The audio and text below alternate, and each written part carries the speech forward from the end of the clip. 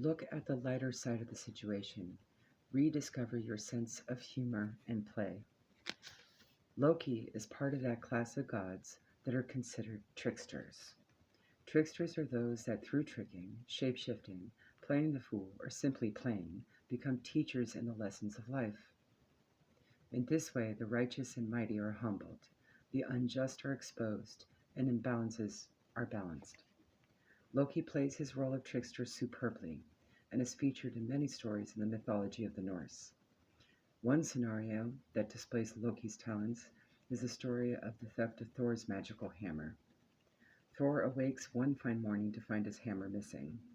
Little did he know that King Paimon of the Jotnar had stolen it, as the bait in a trap to blackmail the gods into granting him the hand of the goddess Freya in marriage.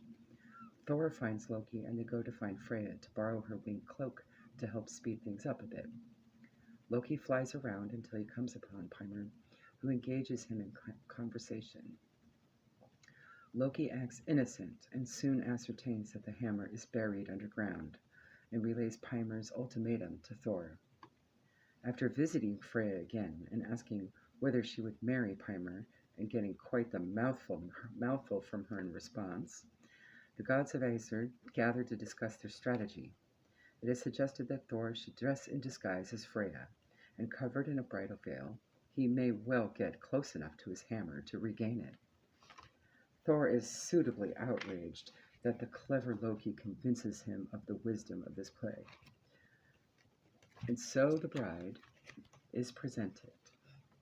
Paimon happily greets them all and invites them to a great feast.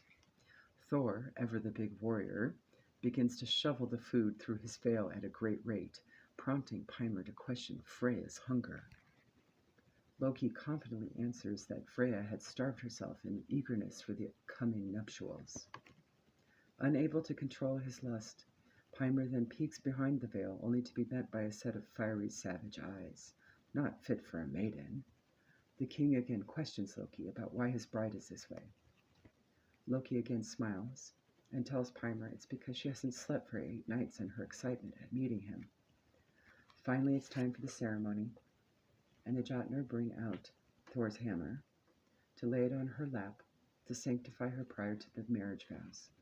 Of course, Thor now has his chance and grabs his hammer and throws off his gown.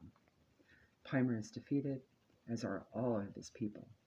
Loki was also very well equipped to aid his trickery. As a shapeshifter, he had few rivals. He is recorded as being able to change into a seal, a woman, a fish, and a horse, and even a housefly. It was a wise thing to take a leaf out of Loki's book and find a way to laugh at our troubles. There is almost always humor in any situation, and it is a great talent to find it. Should Loki call to you to the lighter side of a situation, there is always one.